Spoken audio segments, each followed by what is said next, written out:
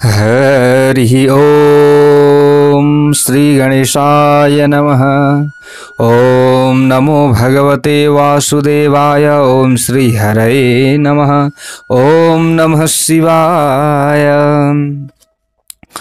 वंदे देव उमापतिं सुरगुरुं वंदे जगत्कारणं वंदे पन्नगभूषणं मृगधरं वंदे पशूनां पतिं वंदे सूर्यशशाङ्कवन्दिनयनं वंदे मुकुन्दप्रियं वंदे भक्तजनाश्रयं च वरदं वंदे शिवं शङ्करं। नारायणं नमस्कृत्य नरं चैव नरोत्तमं देवीं सरस्वतीं व्यासं ततो जयमुदीरयेत्। भक्तवत्सल भगवान को जय। श्रीलिंग महापुराण को जय। समादरणीय वन्दनीय प्यारा प्यारा भक्त सज्जन वृन्द, हजुरहरु समक्ष हामीले श्रीलिंग महापुराण कथा प्रवचन लिएर आएका छौं। आज पनि अब श्रीलिंग महापुराणको अन्त्य कथा प्रवचन तर्फ तपाई हामी उपस्थित भइसकेका छौं। अब यहाँ अगाडि गएर ऋषिहरूले प्रश्न गर्नुभयो, अघोरे सस्य महात्म्यं भवता कथितं पुरा पूजां प्रतिष्ठां देवस्य भगवन् वक्तुमर्हसि। हे भगवान, हजुरले पहिले अघोरेशको सबै पाप नाश गराउने महात्म्यको वर्णन गर्नुभयो। अब उहाँको पूजा एवं प्रतिष्ठाको वर्णन गर्ने कृपा गर्नुहोस् भनेर प्रश्न गरेपछि सूतजी अगाडि गएर भन्नुहुन्छ, अघोरेणाङ्गयुक्तेन विधिवच्च विशेषतः प्रतिष्ठा लिंग विधिना नान्यथा मुनिपुङ्गवः। सूतजी भन्नुहुन्छ, हे श्रेष्ठ मुनिहरू हो, हृदय आदि अंगयुक्त अघोर मन्त्रद्वारा शिवलिंग प्रतिष्ठा विधिले अघोरेशको प्रतिष्ठा गर्नुपर्छ, अन्य विधिले होइन। जसरी शिवलिंग पूजा गरिन्छ त्यसरी नै अग्नि पूजा पनि गर्नुपर्छ। दही मह घिउ मिसाएका तिलले 1000 अथवा 500 अथवा 108 पटक हवन गर्नुपर्छ। घिउ सातु र महको हवन सबै प्रकारका दुखहरूको प्रमार्जन र रोगहरूको विनाशक हुन्छ यसरी बताइएको छ। त तिलको हवन ऐश्वर्य प्रदायक हुन्छ। तिलले मात्रै हामीले हवन गर्छौं भने त्यसले ऐश्वर्यमा वृद्धि हुन्छ। तिलको 1000 हवनले महान ऐश्वर्य प्राप्त हुन्छ। 100 हवनले रोगको नाश हुन्छ। त्रिकाल विधिपूर्वक अघोर मन्त्रको 108 जप गर्ने हो भने मनुष्य सबै दुःखबाट मुक्त हुन्छ। यसमा कुनै सन्देह छैन। यस मन्त्रको 1008 पटकको जपबाट 6 महिना भित्र सबै सामन्त राजाहरूलाई पनि विभिन्न सिद्धिहरू प्राप्त हुन्छन्।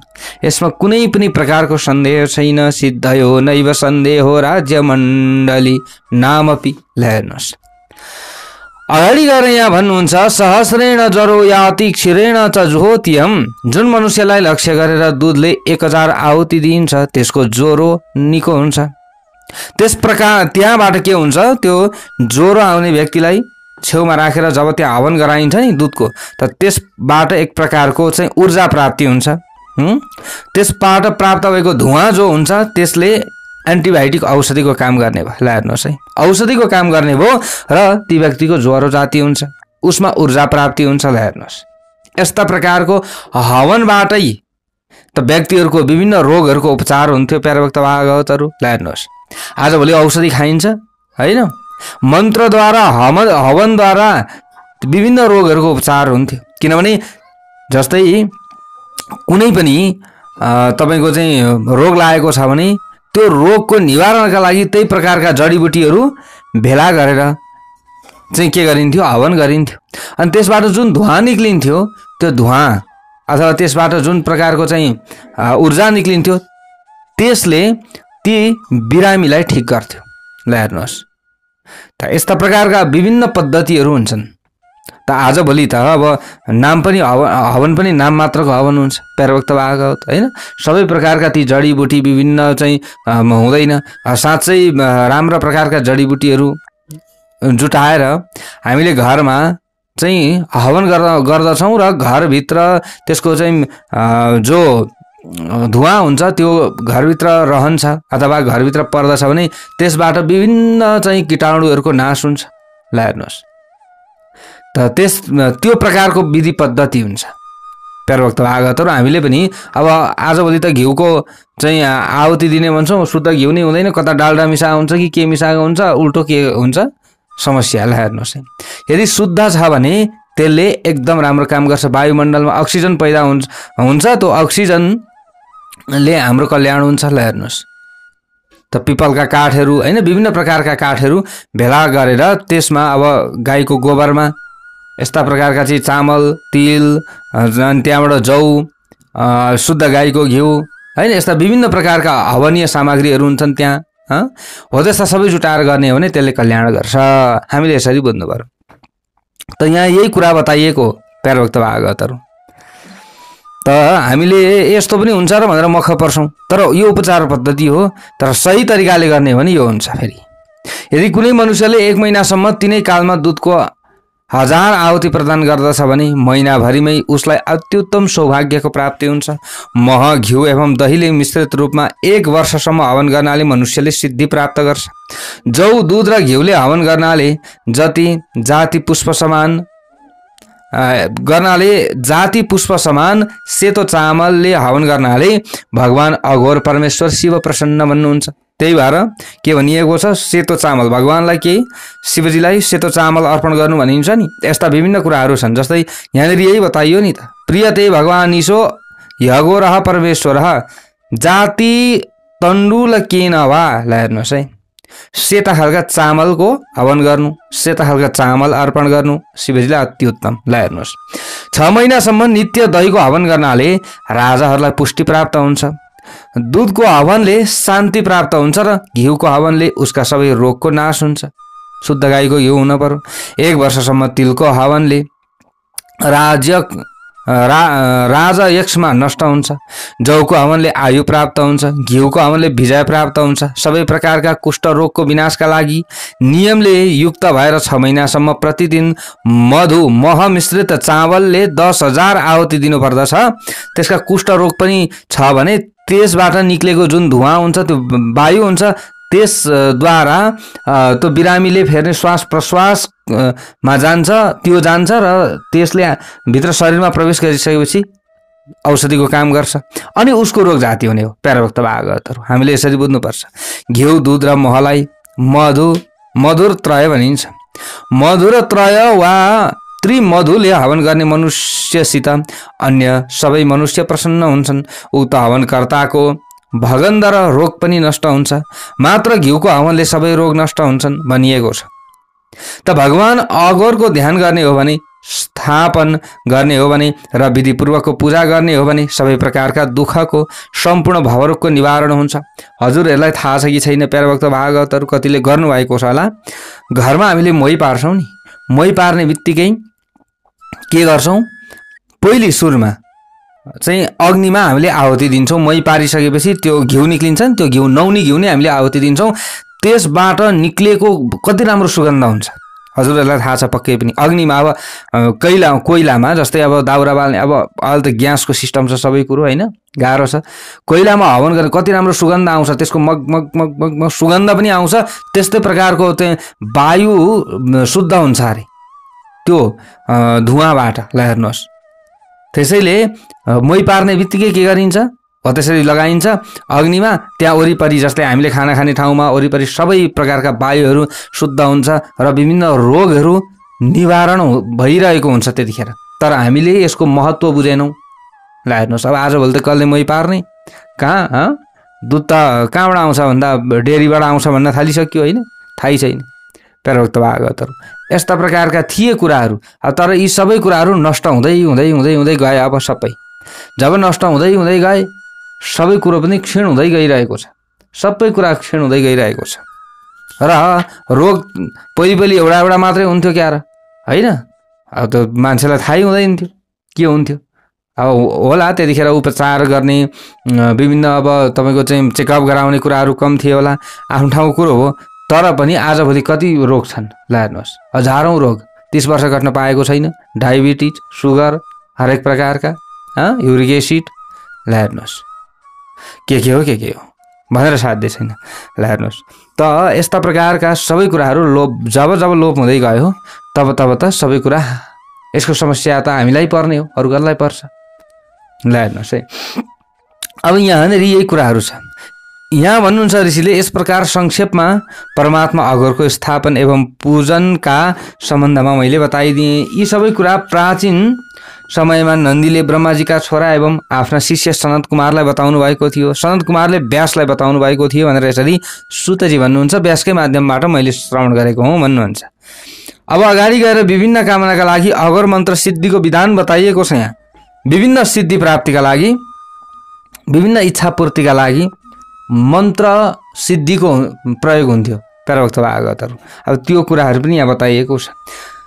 ऋषिले प्रश्न गर्नुभयो, निग्रह कथितस्तेन शिववक्त्रेण शूलिना कृतापराधीनां तं तु वक्तुमर्हसि सुव्रत त्वया न विदिनं नास्ति लौकिकं वैदिकं तथा श्रौतं स्मार्तं महाभाग रोमहर्षेण सुव्रत।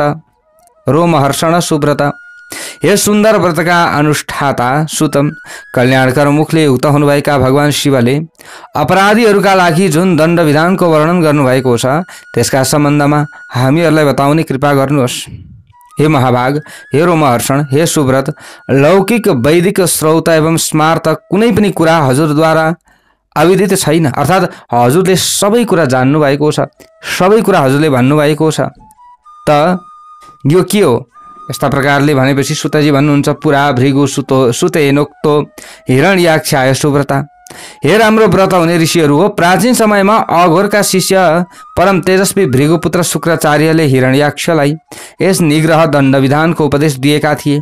त्यसैका प्रभावले दैत्यराज हिरण्याक्ष प्रतापी भएका थिए।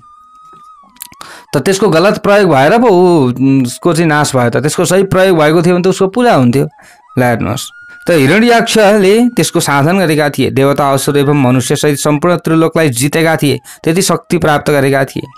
पराक्रमी एवं गणाधिपति अन्धक नामको पुत्र उत्पन्न गराई संसारमा राज्य गर्न लागे। त पछिबाट वराह रूपधारी भगवान विष्णुले त्यसको संहार गर्नुभयो। वराहेण निषूदितः यसरी बताइयो, पृथ्वीलोकमा यस अनीतिपूर्ण मार्गबाट स्त्रीलाई, बालकलाई एवं विशेषतः गाईलाई पीडा पुर्याउने व्यक्तिको विजय कहिले पनि हुन्न। तिनीहरूको खाली हार हुन्छ। एक दुई दिन होला सुख मिले जस्तो, तर पछि उनीहरूको हार हुन्छ। यसै कारण देव अघोरले त्यसको पृथ्वी हरण स्वरूप निग्रहलाई निष्फल बनाइदिनु भयो। 1000 वर्षपछि भगवान वराहद्वारा उमारियो। ल हेर्नुहोस् त 1000 वर्षसम्म त उसले सुखशैलमै बस्यो नि। ल हेर्नुहोस् त त्यस पछाडि उसको अन्त्य के भयो? दुःखद भयो। त अतः अघोर सिद्धिका लागि चाहिँ यहाँ ब्राह्मणहरूलाई र विशेषतः स्त्रीहरूलाई दुःख दिनुहुन्न, यसरी बताइएको छ। गाईहरूलाई त कहिले पनि दुःख दिनु हुँदैन। यदि आफूले सिद्धि प्राप्त गरेको छ र यिनीहरूलाई दुःख दिन्छ आफ्नो मन्त्रको प्रयोग गरेर भने त्यतिखेरै ती व्यक्तिहरू नष्ट भएर जान्छन्। यहाँ भन्नुहुन्छ, हे मुनिहरू हो, गोपनीय भन्दा पनि गोपनीय रहस्य म तपाईँहरूलाई बताइरहेको छु। श्रेष्ठ राजाहरूले आफूलाई मार्न उद्यत भएका आततायीहरूमाथि यो निग्रह विधान प्रयोग गर्नुपर्छ। ब्राह्मणहरूका लागि र आफ्ना राष्ट्रका स्वामीका लागि यसको प्रयोग गर्नुहुन्न। ठुलो पराजयको स्थिति आएमा, सबै सेनाहरू नष्ट भएमा अथवा शत्रुद्वारा अधर्म युद्ध गरिएमा यस अत्युत्तम विधानको प्रयोग गर्नुपर्छ।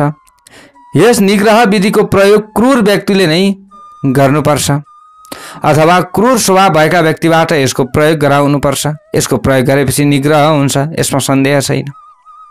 त भयंकर स्वरूप भएको अघोर मन्त्रको 1,00,000 पटक जप गरी विधिपूर्वक तिलद्वारा त्यसको दशांश 10,000 हवन गरी पुनः वहाँ लिङ्गमा, अग्निमा, दक्षिणा मूर्ति प्रतिमामा 1,00,000 सेता फूल अर्पण गरी विधिपूर्वक पूजा गरी मनुष्य सिद्ध मन्त्र हुन्छ।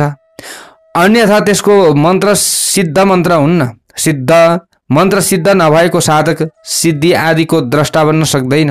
वेद वेदाङ्गमा पारङ्गत विद्वान पुरुषले सिद्ध मन्त्र हुनका लागि यस अघोर मन्त्रको प्रेतस्थानमा अथवा मातृस्थानमा स्वयं साधना गर्नुपर्छ। हेर्नुहोस्, प्रेतस्थानमा गएर साधना गर्नु पर्यो। अथवा गुरुको उपदेश बिना नै मन्त्र सिद्धि शिवभक्त बुद्धिमान ब्राह्मणले आफ्नो अथवा राजाको उपकारका लागि यस निग्रह विधिको उपयोग गर्नुपर्छ यसरी बताइएको छ। ल हेर्नुहोस् है, यदि कसैको रक्षा हुन्छ भने कसैको पनि आदेश चाहिँदैन, तर कसैको नाश गर्नका लागि यस्ता मन्त्रहरूको प्रयोग गर्नुहुन्न। जय बोलौं श्रीलिङ्ग महापुराणको जय जय होस्। यहाँ बताइएको छ कि विद्वान मनुष्यले पूर्वबाट आरम्भ गरी ईशान उत्तर पूर्वमा समाप्त हुने 8 दिशाहरूमा 8 शूल स्थापना गर्नुपर्छ। त्रिशूलको अग्रभाग 3वटा शिखाले युक्त भएको हुनुपर्छ। समग्रमा उक्त 8वटा त्रिशूलका 24वटा शिखा बनेको हुनुपर्छ। त यस्तै प्रकारले त्रिशूल युक्त अघोर विग्रह बनाएर विरासन आदिका माध्यमले स्वयं संकुचित विग्रह भएर सबैको नाश गर्नुहुने अघोरेश्वरको ध्यान गरेपछि सबै कार्य सम्पन्न गर्नुपर्छ। साधकले पनि आफ्नो शरीरलाई करोडौं कालाग्नि समान अनुभव गर्नुपर्छ। यसरी यहाँ बताइएको छ, शूलम कपालम पाशम च दण्डम चैव शरासनम। शूल, कपाल, पाश, दण्ड, धनुष, बाण, डमरू र खड्ग क्रमैले 8 हतियार धारण गर्नुहुने, 8वटा भुजा हुने, वरद नीलो घाँटी हुने, दिगम्बर दिशाहरूलाई वस्त्र बनाउने, पृथ्वी आदि 5 तत्त्वले समन्वित नन्दीमा आरूढ हुने, शिरमा चन्द्रकला अर्धचन्द्र धारण गर्ने, प्रभु विशाल दंष्ट्राहरूले युक्त भयानक मुख हुने, भयानक दृष्टि हेराइ हुने, भयंकर हुम एवं फट स्वरूप महाशब्दहरूद्वारा सबै दिशाहरूलाई मुखरित बनाउने, 3वटा आँखाले सुहाउनु हुने, नागपासले आफ्नो मुकुटलाई सम्यक प्रकारले संयमन गर्नुहुने, सबै प्रकारका आवरणले सम्पन्न चिताभस्म लगाउनु हुने, भूत प्रेत पिशाच डाकिनी एवं राक्षसहरूले घेरिनुभएका, हात्तीको छाला बेर्नुभएका, सर्पका आभूषणले अलङ्कृत, बिच्छीलाई आवरण बनाउने, कालो जलमय मेघ झैं गर्जना गर्नुहुने, नीलो अञ्जनको पहाड जस्तो शरीर हुनुहुने, सिंह चर्मलाई उत्तरीयका रूपमा धारण गर्नुहुने शिवजीको ध्यान गर्नुपर्छ। यसरी यहाँ बताइयो।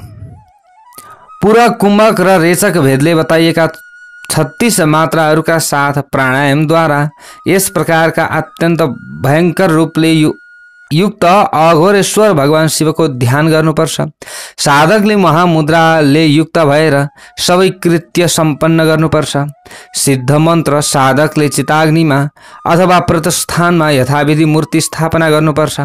पूर्व, दक्षिण, पश्चिम एवं उत्तर दिशामा र माझमा 5वटा होमकुण्ड विधिवत शास्त्र अनुसार बनाएर त्यसमा अग्निको स्थापना गर्नुपर्छ। आचार्यले बीचका कुण्डमा र अन्य ऋतुकरले 4 दिशामा रहेका कुण्डमा हवन गर्नुपर्छ। आचार्यले विलोम क्रमले कुश डसाएर शूल समात्नुपर्छ। कालाग्नि पीठका बीचमा रहेको आचार्य आफू समानका शिष्यहरूद्वारा घेरिएको हुनुपर्छ। त्यसपछि 32 अक्षरले युक्त नमोस्तु रुद्रेभ्यः अघोर मन्त्रद्वारा भयंकर अघोरेश्वरको ध्यान गरी वर्राका हाँगाका 12 अंगुल प्रमाणका टुक्रा बनाएर, हरो बर्रो भन्ने थाहा छ हजुरहरूलाई, बर्रोको चाहिँ त्यो गर्नु पर्यो। आफ्ना राजाका शत्रुहरूको प्रति कृति बनाई कुण्डमा अंगारका साथ पीठमा राखी ब्राह्मणले क्रोधयुक्त भई कुण्डभित्र माथितिर गोडा र तलतिर शिर बनाई त्यस प्रकृतिलाई सबै कुण्डमा यत्नपूर्वक गाड्नुपर्छ। त्यसपछि श्मशानबाट आगो ल्याएर धानका भुसका साथमा जलाइदिनु। साधकले ब्रह्मचर्य परायण भएर मौन भावले त्यहाँ अग्निस्थापना गर्नुपर्छ।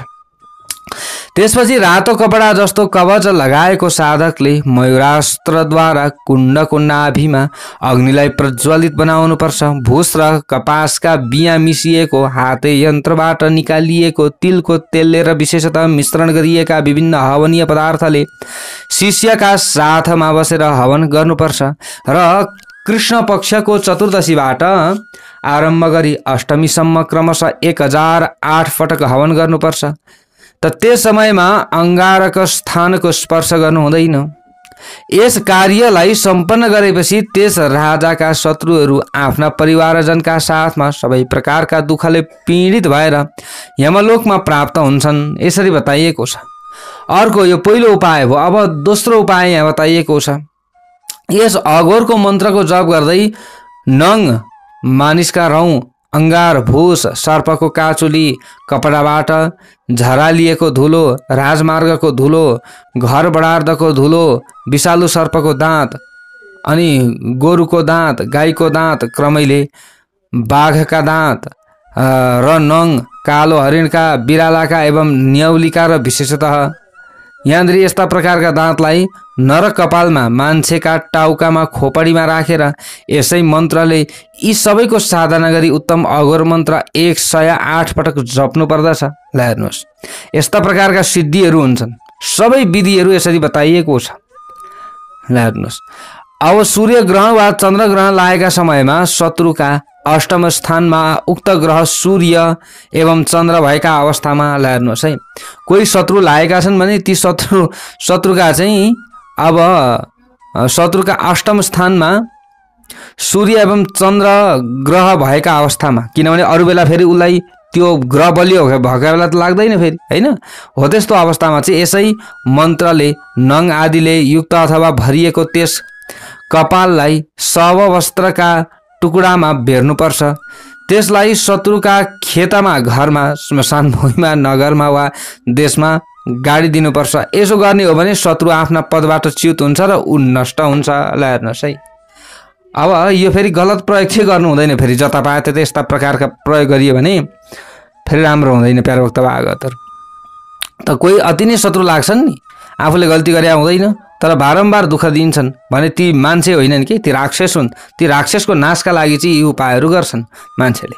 त अर्को तेस्रो उपाय पनि यहाँ बताइएको छ। विजयका लागि प्रस्थान गर्ने समय भएपछि माथिबाट बितान चन्दुवा टाँगिएको 4वटा तोरणले युक्त भएको कुशका मालाले चारैतिरबाट सजाइएको राष्ट्रका समृद्धिका सूचक वेदका मन्त्रहरूको उच्चारण भइरहेको सेनाका आकारको जमिनमा शत्रुको चित्र लेखेर आचार्यले आफै दाहिने खुट्टाले चित्रमा अवस्थित राजाका शत्रुका टाउकामा प्रहार गर्नुपर्छ। यसो गरेपछि राजाका शत्रुको नाश हुन्छ। यसरी बताइएको छ जुन व्यक्तिले आफ्ना देशका राजालाई उद्देश्य गरेर उसको नराम्रो चिता र अविचार कर्म गर्छ त्यस दुर्बुद्धिले स्वयं आफ्नो विनाश गरी आफ्ना कुलको समेत विनाश गर्छ। त्यसैले गलत प्रयोग गर्नु हुँदैन। यदि त्यो भयो भने आफ्नो कुलको पनि विनाश हुन्छ।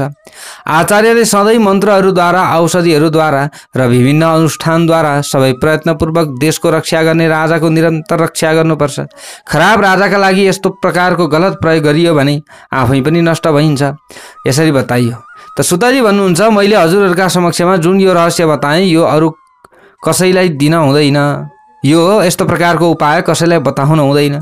गलत विचार भएका व्यक्तिहरूलाई बताइयो भने फेरि सर्वस्व जान्छ। ल हेर्नुहोस् त भगवान शिवको संहारिका शक्ति वज्रेश्वरी विद्याका महात्म्यका प्रसङ्गमा वृत्तासुरको उत्पत्तिको कथा यहाँनिर बताइएको छ।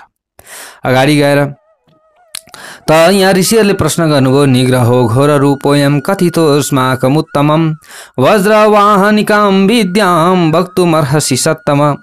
हे सतम, हे सुतजी, हजुरले अत्यन्त भयंकर स्वरूप भएको निग्रहको विषयमा हामीहरूलाई बताउनु भयो।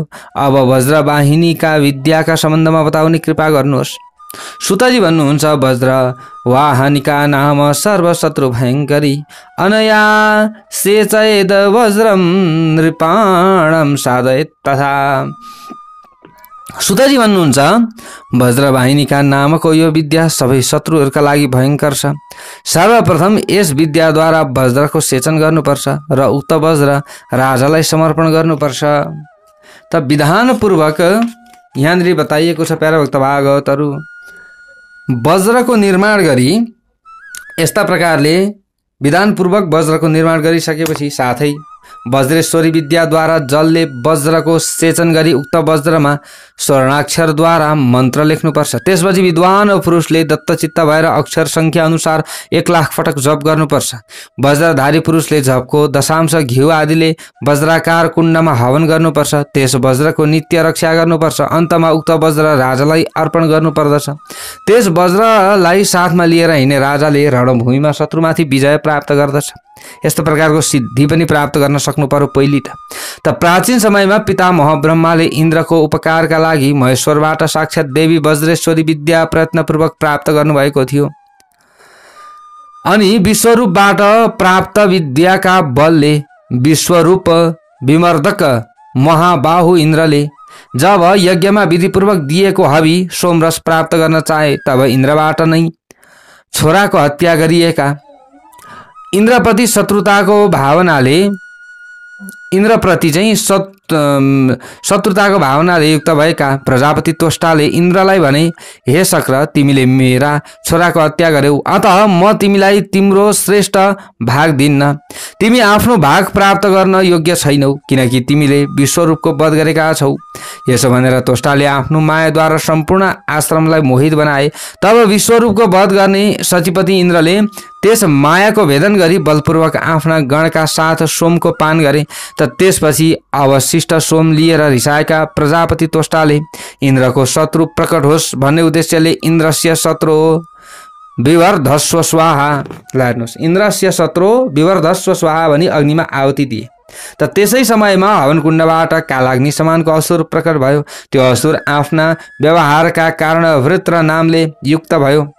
त देवराज इन्द्रको शत्रु वृत्रासुर जब प्रकट भयो तब उसले इन्द्रलाई त्यहाँबाट भगाइदियो।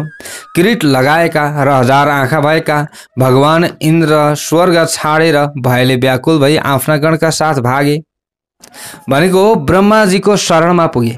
त त्यस समयमा विश्वको सृजना गर्नुहुने, शत्रुहरूको दमन गर्नुहुने र प्रसन्न हुनुभएका प्रभु ब्रह्माले इन्द्रलाई भन्नुभयो, हे इन्द्र, वज्रको त्याग गरेर यस मन्त्र वज्रेश्वरी मन्त्रद्वारा शत्रुको संहार गर्नुहोस्।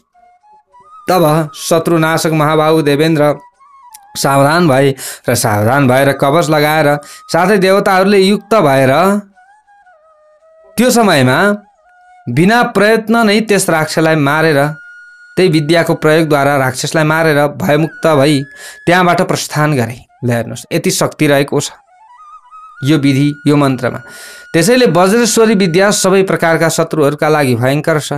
मन्देह नामक राक्षसहरू यसै विधिद्वारा सधैँका लागि पराजित भएका हुन्। सबै पापलाई नाश गर्ने यस विद्याका बारेमा यहाँ भन्नुभएको छ। ओम भूर्भुवस्व, यहाँनिर तत्सवितुर्वरेण्यं भर्गोदेवस्य धीमहि धियो यो नः प्रचोदयात्। ओम फट जय हुम फट छिन्दी भिन्दी जय हन हन स्वाहा, यो मन्त्र रहेको छ। त यो वज्रेश्वरी विद्या हो। ल हेर्नुहोस् है, अब यसको साधना चाहियो, त्यतिकै यहाँ सुनेर मात्रै हुँदैन। पहिले त गुरुको कृपा चाहियो, त्यतिकै हामीलाई कुनै पनि कुरा प्राप्ति हुँदैन। त यो विद्या सबै प्रकारका शत्रुहरूका लागि भयङ्कर छ। शिवजीको संहार क्रिया यसै विद्याद्वारा हुन्छ। सबै विद्याद्वारा रुद्रले विश्वको संहार गर्नुहुन्छ। यसै विद्याद्वारा नै के गर्नुहुन्छ, पछि रुद्रले यस संसारको संहार गर्ने गर्नुहुन्छ भनेर यहाँ यसरी बताइएको छ। ल हेर्नुहोस्, पुराणमा नभएको चिज केही छैन, सबै कुरा छ, तर त्यसलाई सही प्रयोग चाहिँ गर्न सक्नु पर्यो। त अगाडि गएर ऋषिहरूले प्रश्न गर्नुभयो, श्रुता वज्रेश्वरी विद्या ब्राह्मी शक्रोपकारिणी अनया सर्वकार्याणि नृपाणामिति न श्रुतम्। हे रोमहर्षण, हे श्रुतजी, हामीहरूले इन्द्रको उपकार गर्ने ब्रह्माजीको वज्रेश्वरी विद्याको सम्बन्धमा सुन्यौँ। यस विद्याद्वारा राजाहरूका सबै कार्य सम्पन्न हुन्छन् भन्ने कुरा पनि हामीहरूले सुनेका छौँ। अब हजुरले यस विद्याका विनियोगका सम्बन्धमा बताउनुहोस् भनेर भन्नुभयो। तब श्रुतजी भन्नुहुन्छ, वश्यमा कर्षणं चैव विद्वेषणमतः परम्। श्रुतजी भन्नुहुन्छ, सावित्री मन्त्रद्वारा वशीकरण, आकर्षण, विद्वेषण, उच्चाटन, स्तम्भन, मोहन, ताडन, उत्सादन, छेदन, मारण, प्रतिबन्धन अनि सेना स्तम्भन आदि सबै कार्यहरू सम्पन्न गर्नुपर्छ। आगच्छ वरदे देवी भूम्याम पर्वत मूर्धनी। हे वरदायिनी देवी, हजुर पृथ्वी तलमा अवस्थित पर्वतको शिखरमा आउनुहोस्। यस मन्त्रले देवीको आह्वान गर्नुपर्छ। त ब्राह्मणेभ्यो ह्यानुज्ञाता गच्छ देवी यथा सुखम। हे देवी, ब्राह्मणहरूको आज्ञा प्राप्त गरी सुखपूर्वक जानुहोस्। यस मन्त्रले विसर्जन गर्नुपर्छ। आह्वान गरिसकेपछि, बोलाएपछि त्यसलाई फर्काउने पनि मन्त्र चाहियो, फेरि त्यतिकै चाहिँ हुँदैन। ल हेर्नुहोस्, त यस मन्त्रले विसर्जन गर्ने। यहाँ भन्नुहुन्छ, शत्रुहरूप्रति समग्र बाह्य वशीकरण, आकर्षण आदि प्रतिकार विधि एवं वश्य आदि देवता वसान, यहाँनिर देवता वसा नयनादि क्रियाकलापहरूद्वारा सम्पन्न गरी साथै यस मन्त्रद्वारा देवीको उद्वासन विसर्जन गरेर मात्रै बाहिर जानुपर्छ। यसभन्दा विपरीत कार्य गर्न हुँदैन। पुरस्चरण आदिमा प्रतिदिनको कृत्य निरूपण गरिन्छ।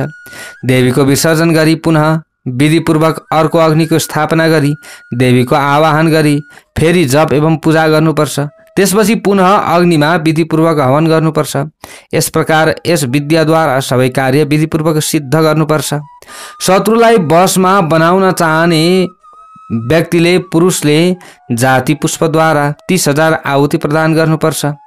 हे द्विजवृन्द, घृत एवं करवीर पुष्पको हवनद्वारा आकर्षण कृत्य गर्नुपर्छ। विद्वेषण कर्मका लागि विशेषतः लाङ्गलक पुष्पको हवन गर्नुपर्छ।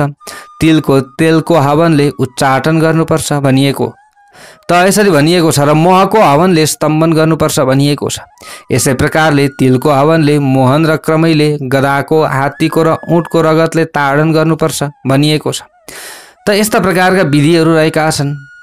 त सरसिउँको हवनले पनि स्तम्भन क्रिया गरिन्छ। हजुरहरूले सरसिउँको, अब सबैभन्दा शुद्ध चाहिँ सरसिउँको हवन यसलाई मानिएको छ। कुशको हवन पनि मानिएको छ, कुशको पनि हवन गरिन्छ, यसले पाटन गरिन्छ।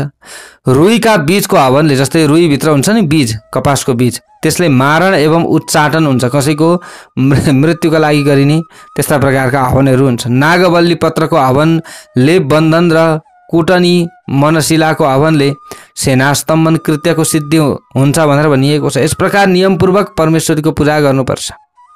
त घिउको हवनले सबै प्रकारको सिद्धि प्राप्त हुन्छ। दुधको हवनले साधक शुद्ध हुन्छ। तिलको हवनले रोग नाश हुन्छ। कमल पुष्पको हवनले धन प्राप्त हुन्छ।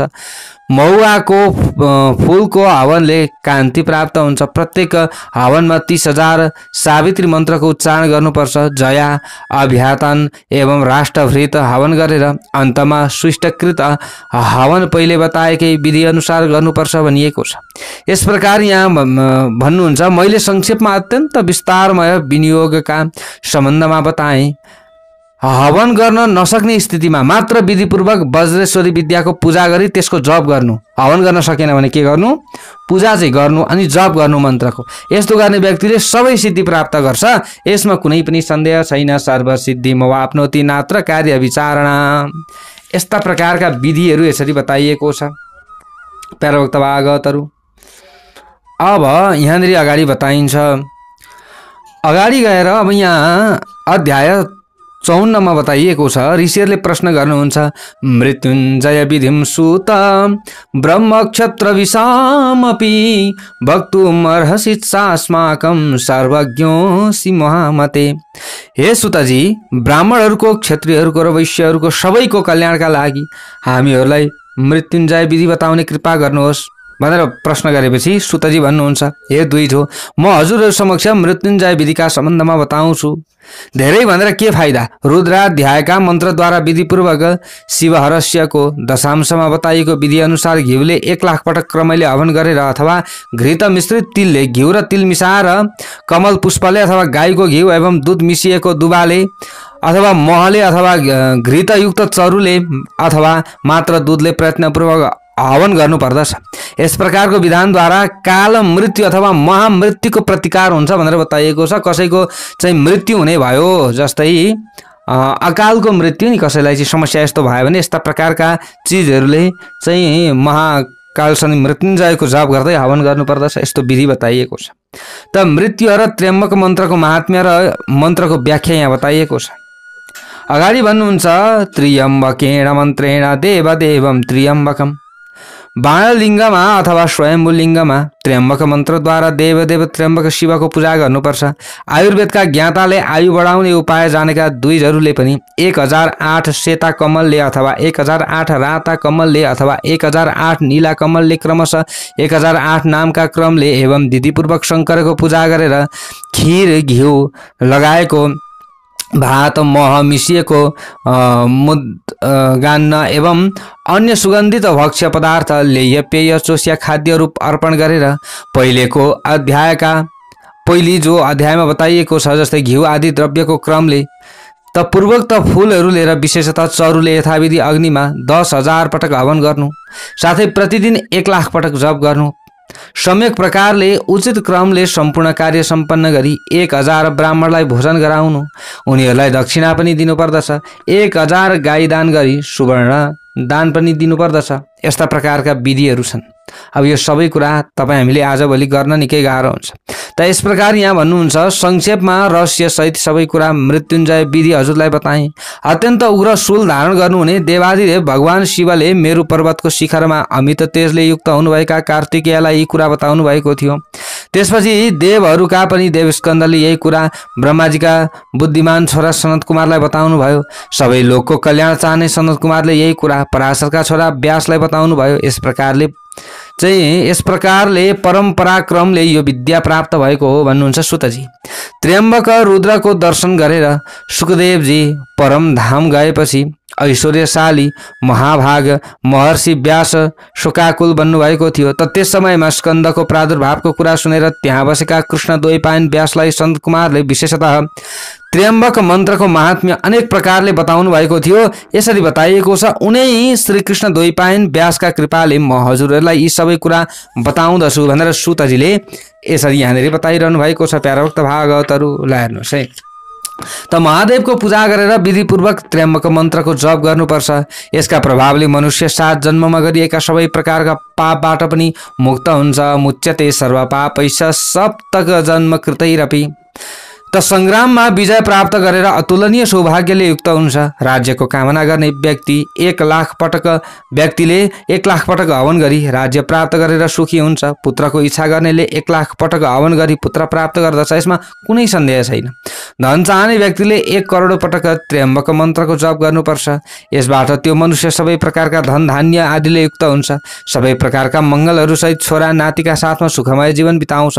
मृत्यु पछाडि स्वर्गलोकमा प्रतिष्ठा प्राप्त गर्छ। त त्र्यम्बक मन्त्र समानको यस लोकमा र वेदमा कुनै पनि मन्त्र छैन। त्यसैले यसै मन्त्रद्वारा नित्य भगवान त्र्यम्बकको भगवान शिवजीको पूजा गर्नु। यसो गर्नाले अग्निष्टोम यज्ञ गर्नाले प्राप्त हुने फलभन्दा 8 गुणा ज्यादा फल प्राप्ति हुन्छ। अग्निष्टोमस्य यज्ञस्य फलमष्टगुणम भवेत्।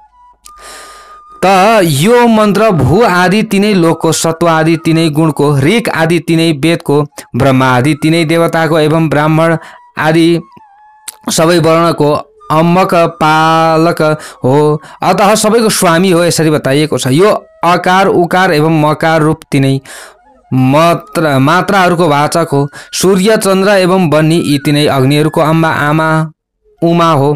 महादेव यी सबैका अम्बक पिता हुनुहुन्छ। अतः यो त्र्यम्बक मन्त्र हो। त्यसैले त्र्यम्बक भनिएको, अम्बक भनेको के हो? पिता हो। सबैका पिता भगवान शिवजी। त्यसैले त्र्यम्बकम जजामहे भनेर हामीले मन्त्र उच्चारण गर्छौँ नि, होइन? त्यसैले उहाँलाई अम्बक भनेर भनिएको छ। त फुलेको रुखको अत्यन्त सुन्दर गन्ध जसरी धेरै टाढाबाट नै फैलिरहेको आइरहेको हुन्छ, त्यसरी नै परमात्मा शिवको गन्ध जगतमा सबै ठाउँमा टाढैबाट व्याप्त भइरहेको हुन्छ। अतः महादेव सुगन्ध हुनुहुन्छ। सुगन्धमय महादेव शङ्करले आफ्ना लीलाहरूद्वारा देवताहरूलाई पनि सुगन्धित बनाउनुहुन्छ।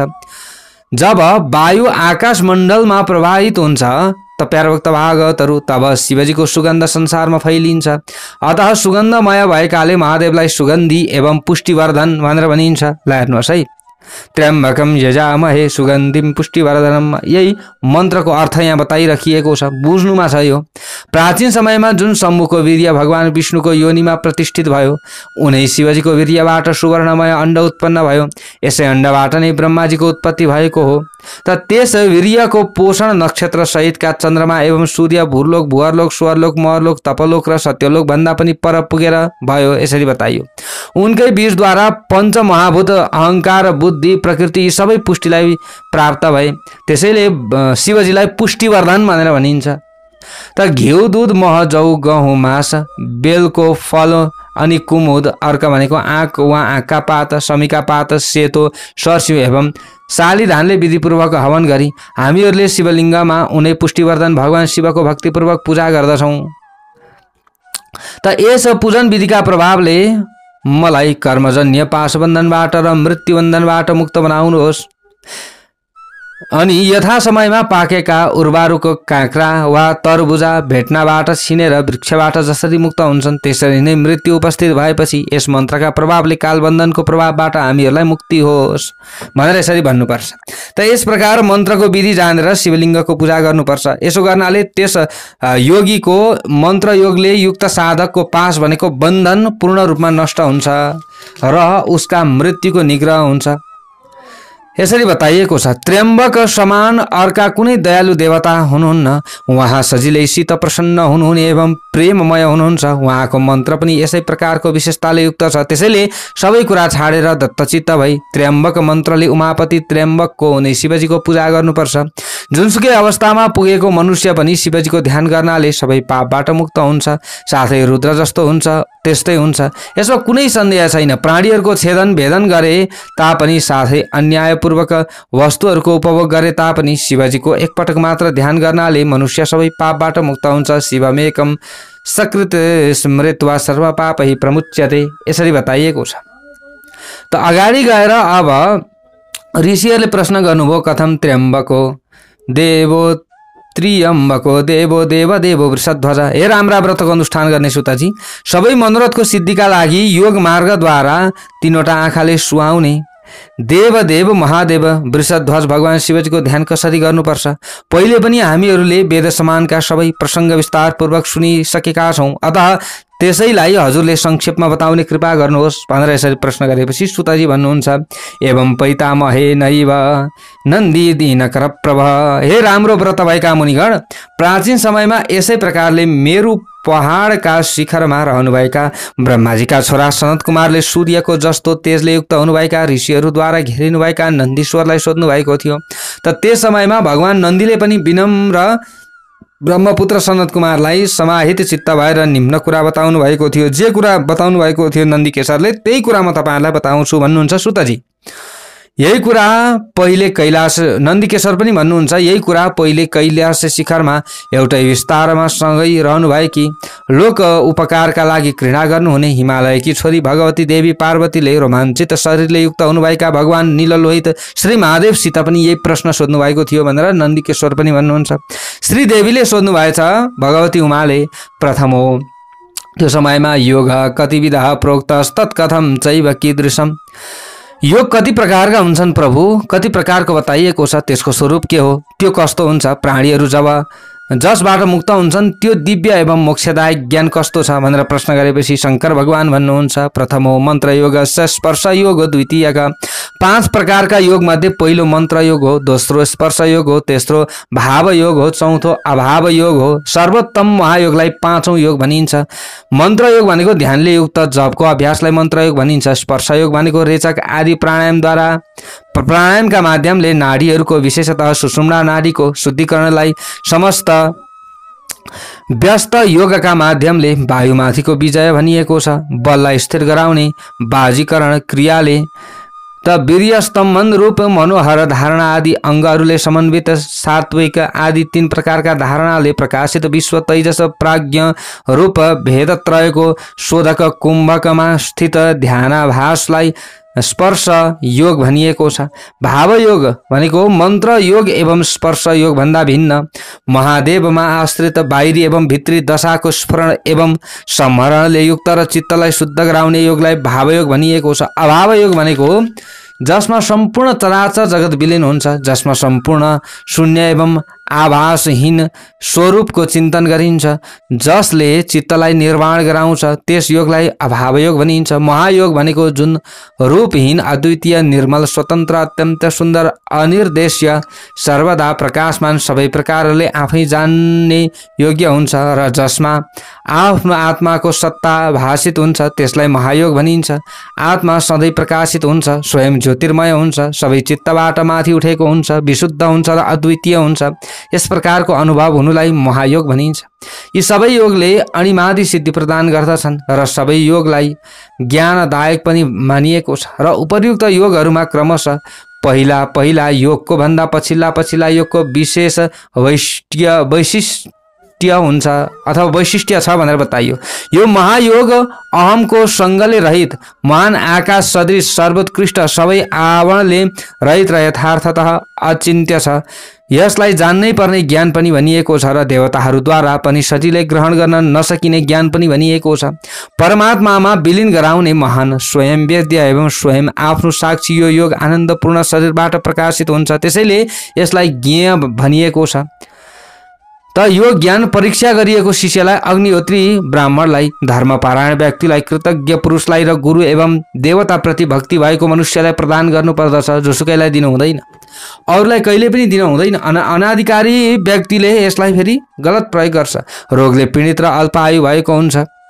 गलत व्यक्तिले यस्ता कुरा पाए भने त यस प्रकारका पुरुषलाई विद्या प्रदान गर्ने पुरुषको पनि यही हालत हुन्छ, यसरी बताइयो। त्यसैले श्रद्धावानलाई मात्र यस्ता कुराहरू बताउनुपर्छ। त्यसैले राम्ररी परीक्षा गरेर मात्र विद्या प्रदान गर्नुपर्दछ, जोसुकैलाई विद्या प्रदान गर्नु हुँदैन। यसलाई प्राप्त गर्ने मनुष्य सम्पूर्ण आसक्तिले रहित भएको हुनुपर्छ, यसरी बताइएको छ। त भन्नुहुन्छ भगवान, हे देवी पार्वती, यस प्रकार यो योग मार्ग सनातन र सम्पूर्ण वेद एवं आगम रूपी कमलको मकरन्द भनेर प्रख्यात छ।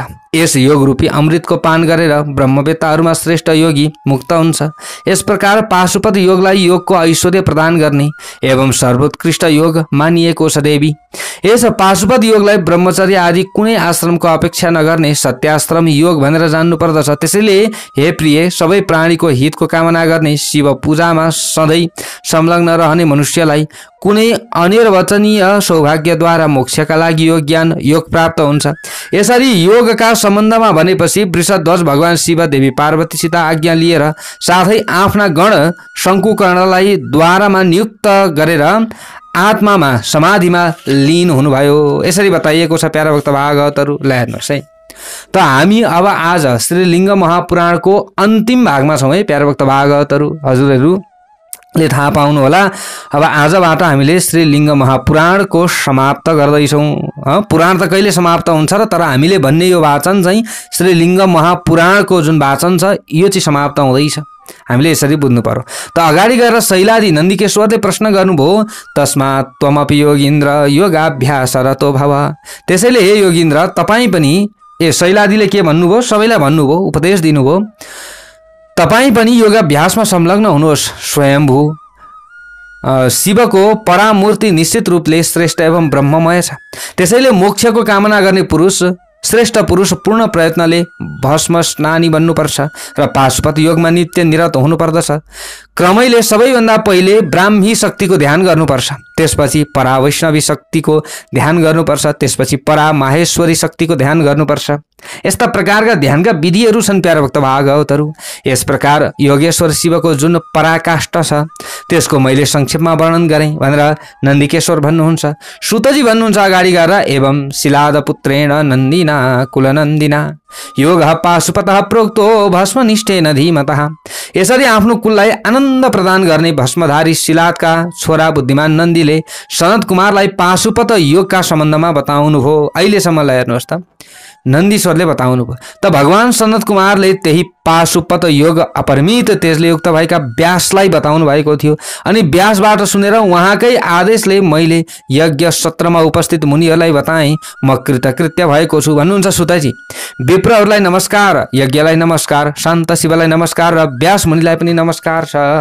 नमः शिवाय शान्ताय व्यासाय मुनये नमः भनेर सुतजी भन्नुहुन्छ। यो उत्तम लिङ्ग पुराण 11,000 श्लोकमा निबद्ध छ। यसको प्रथम भागमा अर्थात् पूर्व भागमा 108 अध्याय छन् र उत्तर भागमा 55 अध्याय छन्। यो मैले अगाडि पनि हजुरहरूलाई बताएको थिएँ। यो पुराण धर्म अर्थ एवं काम मोक्ष प्रदायक छ भनेको चतुर्विध पुरुषार्थ हामीलाई प्राप्ति हुन्छ। श्री शिव जो शिव महापुराणको छुट्टै महत्त्व छ, तर श्रीलिङ्ग महापुराणको छुट्टै महत्त्व छ। श्रीलिङ्ग महापुराण हामीले प्रत्येक दिन घरमा बजाइरहने हो भने अथवा हामीले अरूलाई भनाइराख्न त सक्दैनौँ नि त, होइन? अहिलेको समय यही हो। कसैले आएर दैनिक शिव पुराण अथवा लिङ्ग पुराण भनिदिनु भनेर हामीले लगाउन सक्छौँ? सक्दैनौँ। तर विभिन्न प्रविधिहरू छन्। हेर्नुहोस् त, आज चाहिँ विभिन्न युट्युबका माध्यमबाट विभिन्न अवस्थामा हामीले श्रवण गर्न पाउँछौँ। त्यसैले हामीले बजाएर छोडिदिने हो भने, बजाइरहने हो भने, सुनिरहने हो भने हामीलाई धर्म अर्थ काम मोक्ष यो सबै कुरा प्राप्ति हुन्छ भनेर यसरी यहाँ बताइएको छ। ल हेर्नुहोस्, धर्मार्थ काम मोक्षदम, यसरी धर्म अर्थ काम मोक्ष दिनेवाला श्रीलिङ्ग महापुराण हो। त्यसपछि यहाँ भन्नुहुन्छ, प्रसन्नताका कारण रोमाञ्चित शरीर भएका नैमिषारण्यका निवासी पनि सबै मुनिले एकाग्रचित्त भएर भगवान ईशान शिवलाई प्रणाम गरे। सुतजीको यो कुरा सुनिसकेपछि सबैले के गरे? नैमिषारण्यवासीहरूले प्रणाम गरे। यसरी पुराणको 11औं शाखाको रचना गरेर स्वयम्भुव एवं प्रभुता सम्पन्न भगवान ब्रह्माजीले भन्नुभएको थियो अरे यहाँ, जुन मनुष्यले सम्पूर्ण लिङ्ग पुराण आदिबाट अन्तसम्म पढ्दछ अथवा सुन्दछ। ल हेर्नुहोस् है, आद्योपान्त हामीले अब घरमा 11 दिन 9 दिन 7 दिनमा त कति पनि सुनेका हुँदैनौँ प्यारा भक्त भागवतहरू, अलि फाटाफुट्टा सबै कुरा छुट्छ। तर आद्योपान्त जसले सुन्दछ अथवा पढ्दछ भने सुन्नुहोस् है प्यारा भक्त भागवतहरू। त्यसैले यो सौभाग्य, यो अवसर तपाईँ हामीलाई प्राप्त भएको छ। यो अवसर, यो सौभाग्य हामीले नछोडौँ। अब लिङ्ग महापुराण पछाडि अब चतुर्मासको समयमा हामीले अब यसपालि बीचमा पुरुषोत्तम मास पनि छ। पुरुषोत्तम मासको कथा पनि हजुरहरू समक्षमा राखिनेछ। विशेष चतुर्मासको कथा पनि राखिन्छ। चतुर्मासमा यसपालि हामीले अब कुन पुराण राख्छौँ त्यो त्यतिखेरै थाहा हुन्छ प्यारा भक्त भागवतहरू, कुन कथा राख्छौँ, कुन प्रवचन भन्छौँ। किनभने चतुर्मासभरि हामीले जुनै पनि पुराण अथवा कथा हामीले श्रवण गर्नाले, एक भक्त एकनिष्ठ भएर श्रवण गर्नाले तपाईँ हाम्रा सम्पूर्ण कर्मग्रन्थीहरू खुल्दछ र तपाईँलाई राम्रो हुन्छ, हामीलाई राम्रो हुन्छ, सबैलाई राम्रो हुन्छ। भनेको तपाईँ हामी सबैलाई के हुन्छ, राम्रो हुन्छ। त्यसैले हामीले चतुर्मासको समयमा पनि कथा सुन्नेछौँ प्यारा भक्त भागवतहरू। अब यहाँ हेर्नुहोस् त, श्री लिङ्ग महापुराण सुन्ने अथवा सुनाउने उसको परम गति हुन्छ अरे। भनेको उसले परम गतिलाई प्राप्त गर्दछ। तपस्याले, यज्ञले, दानले, वेद अध्ययनले, उत्तम कर्मले, कर्म एवं ज्ञानको सम्मिश्रणले अथवा मात्र ज्ञानले जुन गति प्राप्त हुन्छ त्यो गति यस पुराणको पठन एवं श्रवण मात्र पनि त्यत्रो फल प्राप्ति हुन्छ। यसरी बताइयो, जो व्यक्तिले श्रीलिङ्ग महापुराण सुन्ने अथवा पढ्ने काम गर्दछन् भने उसलाई सम्पूर्ण कुरा प्राप्ति हुन्छ, अप्राप्य केही पनि हुँदैन। तर श्रद्धा हुनु पर्यो, भक्ति हुनु पर्यो। ल हेर्नुहोस्, उसलाई विपुल शास्त्र विद्या, वैदिक विद्या प्राप्ति हुन्छ। ल हेर्नुहोस् है, जसले सुन्दछ अथवा श्रवण गराउँदछ उसलाई शिव भक्ति प्राप्त हुन्छ, नारायण भक्ति प्राप्त हुन्छ, उसको मुक्ति हुन्छ। त त्यसमा जो व्यक्ति छ त्यो व्यक्तिमा भगवान श्री नारायणको वास हुन्छ। ल हेर्नुहोस् है, त्यस महात्माको ममा भन्नुहुन्छ यहाँनिर भगवानको वाणी हामीले यो सम्झिनु पर्दछ। जसले सुन्दछ अथवा सुनाउँदछ भने तिनीहरूको ममा अनि नारायणमा, शिवमा श्रद्धा हुन्छ। ब्रह्माजी भन्नुहुन्छ ममा श्रद्धा हुन्छ, नारायण भन्नुहुन्छ ममा श्रद्धा हुन्छ, अनि शिवजी भन्नुहुन्छ ममा श्रद्धा हुन्छ। त्यसका वंशमा अक्षय विद्या सुलभ हुन्छ। उसका सन्तानहरूले प्रगति गर्छन् जसले श्रीलिङ्ग महापुराण श्रवण गर्दछ। तर नित्य श्रवण गर्नु पर्यो, हामीले छोड्नु हुँदैन। जहिले पनि हामीले श्रवण गरिरहने, श्रवण 108 पुर्याउन पनि सक्छौँ हामीले। ल हेर्नुहोस्, 1008 जति सकिन्छ हामीले श्रवण गरिरहने हो। त ऊ सधैँ प्रमाद रहित अवस्थामा रहन्छ जसले श्रीलिङ्ग महापुराण श्रवण गरिरहन्छ। यो ब्रह्माजीको आज्ञा हो भनेर सुतजी भन्नुहुन्छ। यी सबै उपलब्धि उनै महात्माका कृपाले प्राप्त भएका हुन्। ल हेर्नुहोस्, यसरी बताइएको छ। अन्तिममा गएर ऋषिहरूले भन्नुहुन्छ, ऋषे सुतस्य चस्मक मे तेषामपि चास्य च। हे रोमहर्षण, हे सुतजी, हजुर ऋषि सुतलाई, यहाँ उपस्थित हामी मुनिहरूलाई र तीर्थयात्रामा निरत नारदलाई जुन महान सिद्धि र भगवत प्रीति प्राप्त भएको छ त्यो भगवान विरूपाक्ष शिवको कृपाले चारैतिरबाट प्राप्त भइरहोस्। र यसरी सबैले ऋषिहरूले भने, अझै ऋषिहरूले यसो भनिसकेपछि भगवान नारदले पनि आफ्ना पवित्र हातका अग्रभागले सुतको शरीरको स्पर्श गर्नुभयो र भन्नुभयो, अरे हे सुतजी, तपाईँको मङ्गल होस्, तपाईँको कल्याण होस्। वृषध्वज श्री महादेवमा तपाईँको र हामीहरूको श्रद्धा रहिरहोस् भनेर नारदजीले पनि भन्नुभयो। उनै भगवान शिवलाई नमस्कार छ, तस्मै शिवाय च श्रद्धा तवास्तु चास्माकम नमस्तस्मै शिवाय च भनेर यसरी नारदजीले पनि अन्तिममा भन्नुभयो। सबै नैमिषारण्यवासीको पनि कल्याण भयो। सुतजीले पनि सबैलाई यसरी ज्ञान दिनुभयो भनेसम्मका कथा हामीले श्रीलिङ्ग महापुराणमा भएको जस्तो छ कथा जस्ताको तस्तै तोडमोड नगरिकन हजुरहरू समक्षमा आद्योपान्त हामीले राखेका छौँ। प्यारा भक्त भागवतहरू, हजुरहरू समक्षमा यसरी श्रीलिङ्ग महापुराण वाचन गर्न पाउँदा म आफूलाई पनि धन्य ठान्दछु। जस्तो छ यहाँ, जस्तो छ त्यस्तै हजुरहरू समक्षमा, न बिना कुनै सङ्गीत छ न केही छ होइन। बिचमा हजुरहरूले जय जयकार लगाउनु भएको छ, तर श्रद्धापूर्वक कथा श्रवण गर्नुभएको छ। पक्कै पनि हजुरहरू सबैको कल्याण हुन्छ, सबैको उद्धार हुन्छ। प्यारा भक्त भागवतहरू, सबैलाई राम्रो होस्। अब आजबाट हामीले श्रीलिङ्ग महापुराण समापन गरेका छौँ। हाम्रो वाचन गर्ने जुन अब यो बाणी छ अहिलेसम्म श्रीलिङ्ग महापुराण श्रवण गराउँदै गराउँदै आउने बाणी आजबाट हामीले यसलाई स्थगित गर्दछौँ र अब चतुर्मासको समयमा अनि पुरुषोत्तम मासको समयमा हजुरहरूलाई कथा श्रवण गराइनेछ र हाम्रो महापुराणहरूको कथा जस्तै 18 महापुराणहरूको कथा त निरन्तर गइ नै रहनेछ। अब यो 4-5 महिना हामीले चतुर्मासलाई समय छुट्याउँछौँ अनि त्यस पछाडि हामीले फेरि अर्को महापुराण श्रवण गराउनेछौँ हजुरहरूलाई। त्यस पछाडि उपपुराणहरू। हाम्रो लक्ष्य नै यही थियो कि धर्म मार्ग युट्युब च्यानल आजभन्दा कति 2-3 वर्ष अगाडि 3 वर्ष अगाडि हामीले खोलेका किन थियौँ त भन्दा सुरुमै मैले बताएको थिएँ हजुरहरूलाई कि 18 उपपुराण 18 महापुराणहरूको सम्पूर्ण कथाहरू हजुरहरूले यसै च्यानलबाट प्राप्त गर्न सक्नुहुनेछ।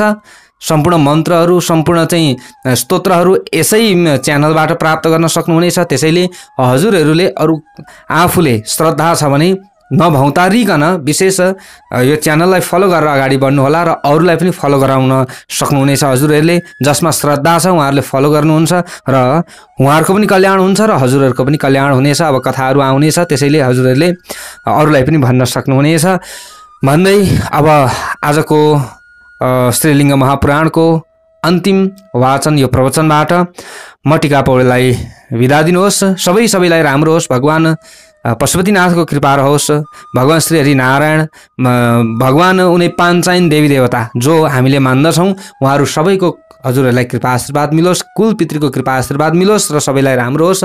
पुराण श्रवणको फल प्राप्ति होस् भन्दै म टिका पौडेल आज्ञा चाहन्छु। सबैको जय जय होस्। जय जय होस्। जय जय होस्। ओम हरि ओम। पूर्णमदः पूर्णमिदं पूर्णात् पूर्णमुदच्यते पूर्णस्य पूर्णमादाय पूर्णमेवावशिष्यते। ओम शान्तिः शान्तिः शान्तिः।